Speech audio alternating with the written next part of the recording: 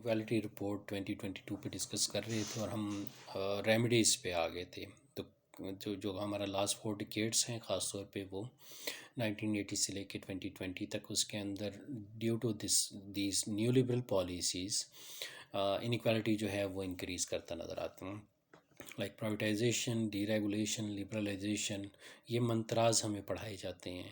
ہمیں trickle down economy کا پڑھایا جاتا ہے کہ جی جب ایک گروتھ زیادہ ہوگی تو کچھ نہ کچھ قطرے جو ہیں وہ نیچے بھی ٹرانسفر ہوں گے، کچھ نہ کچھ اس کا اثر جو ہے وہ نیچے تک جائے گا، ٹرکل ڈاؤن کرے گا پور سیگمنٹ کو.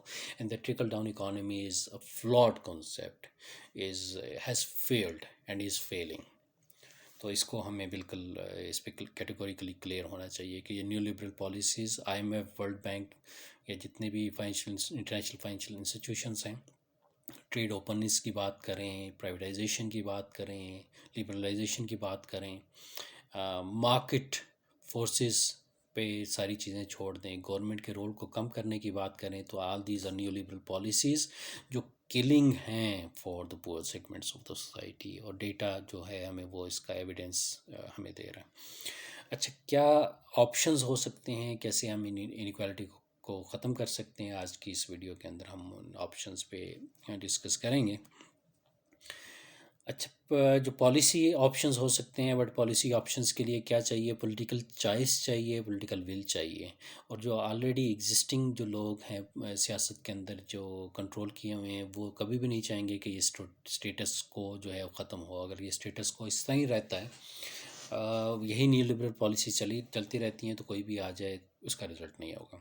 اچھا، کیا پالیسی آپشنز ہو سکتے ہیں؟ پھر کون کرے گا اس کو، ہم پھر بعد میں دیکھتے ہیں. پالیسی آپشنز یہ ہو سکتے ہیں کہ پروگریسو ٹیکسیشن ہو جائے، progressive wealth tax, progressive income tax, یعنی کہ جو رچ سیگمنٹ ہے اس کے اوپر ٹیکسیشن زیادہ ہونا چاہیے.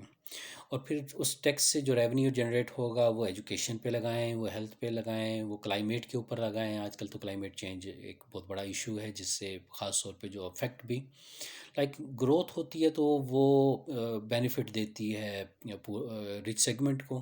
اگر کوئی کرائسس آتا ہے تو زیادہ سیویرلی افیکٹ ہوتے ہیں پور سیگمنٹ. ابھی یہ فلڈ جو آیا تھا لاسٹ ہمارا ایئر، اس کی سچویشن دیکھ لیں، اس میں موسٹلی افیکٹڈ کون تھے؟ وہ جو پور سیگمنٹ ہے وہ. اچھا، ری ڈسٹریبیوشن جو ہے اس کا میکانزم ہونا چاہیے. انکم اور ویلتھ ٹیکسز کے ذریعے بھی ہو سکتا ہے. پاکستان کے کیس میں بڑے بڑے لینڈز ہیں تو اس کو لینڈ ریفارمز کی طرف بھی جانا چاہیے.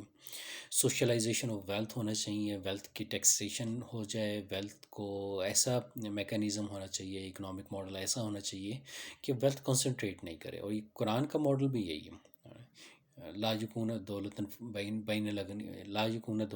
بین الاغنیاء منکم، کہ دولت ایک جگہ پہ اکٹھی نہ ہو جائے. قرآن کا کانسیپٹ بھی ہے. تو اسی چیز کو سوشلائزیشن آف ویلتھ ہونا چاہیے، کنسنٹریشن آف ویلتھ نہیں ہونا چاہیے. فیئر اکنامک پالیسیز کو اڈاپٹ کرنا چاہیے، اور فیئر ڈیولپمنٹ پاتھ کو اڈاپٹ کرنا چاہیے. اور سب سے مین چیز جو ہے، inequality is a political choice. Political choice what does it مین؟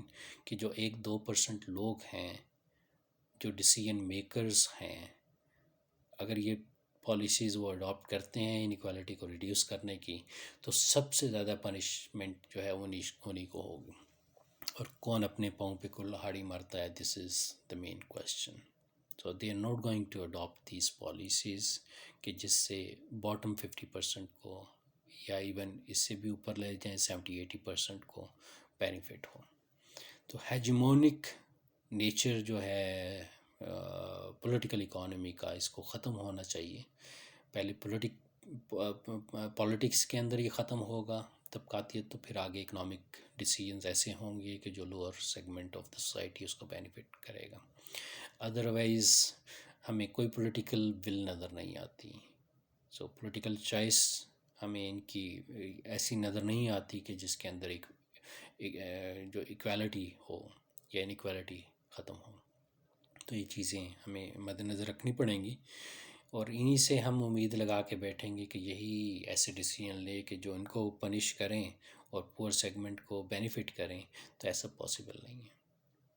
یہ دیوانے کا خواب تو ہو سکتا ہے، لیکن اس کے اندر یہ حقیقت، یہ ریئلسٹک انالیسز نہیں ہوگا. تو ریئلسٹک انالیسز از کہ دنیا بھر کے اندر جو سچویشن ہے وہی سچویشن پاکستان کے اندر ہے، اور اس سچویشن کو ہم کیسے ختم کر سکتے ہیں دنیا بھر کے اندر سے نیو لبرل پالیسیز کو ختم کر کے. اور اگر یہ اسی طرح پرسسٹ کرتے رہے تو یہ ماڈل جو ہے صرف rich segment of the society اس کے بینیفٹ کے اندر ہے، یہ پور سیگمنٹ کا کے بینیفٹ کے اندر نہیں ہے. یعنی کوئی بینیفٹ نہیں دے گا جب تک کہ نیو لبرل پالیسیز جو ہیں ان کو ریورس نہیں کیا جائے، گورنمنٹ کے رول کو انکریز نہیں کیا جائے، ریچ سیگمنٹ کو ٹیکس نہیں کیا جائے. اور اس کے لیے ایک میسو قسم کی چینج دیٹ از ریکوائرڈ. اور وہ کون کرے گا؟ جو 98% جو پسے ہوئے طبقات ہیں ان میں سے کوئی پولیٹیکل کانشیسنس ان کے اندر پیدا ہوگی، اس میں سے پولیٹیکل لیڈرشپ پیدا ہوگی جو اپنے طبقات کی بات کرے گی. تو یہ طبقاتی تناظر اس حوالے سے بڑا ضروری ہے کہ اگر ہم دیکھ رہے ہیں تو ابھی تک ہمیں انٹر ایلیٹ لڑائی تو نظر آتی ہیں اور وہ صرف اپنے مفادات کے لیے ہوتی ہیں. ہمیں طبقاتی لڑائی نظر نہیں آتی. جو 98% یا 99% ان کی 1-2% سے لڑائی نظر نہیں آتی. وہ اپنے رائٹس کے لیے نہیں لڑ رہے، وہ انہی کی طرف دیکھ رہے ہیں کہ وہی ہمارے لیے کچھ کریں. تو یہ اسٹیٹس کو تو ان کے بینیفٹ میں ہے، تو وہ ہمیں کیوں یہ ساری فیسلٹیز دیں گے؟ اس چیز کو انڈرسٹینڈ کرنا، یہ سب ڈیٹا رکھنے کا مقصد یہی تھا کہ انیکوالٹی کو بھی جانیں کہ انیکوالٹی کیا چیز ہوتی ہے اور کیسے ختم ہو سکتی ہے. ہو تو ایسی سکتی ہے، سارے ریمیڈیل ایکشنز آر گڈ، لیکن سب سے کی چیز کی جو اس کا کہیں کہ کرکس ہے وہ یہ ہے کہ they not going to do this by themself. یہ ہمیں خود ہی کرنا ہے، یہ ہمارے بچوں کے معاملہ ہے.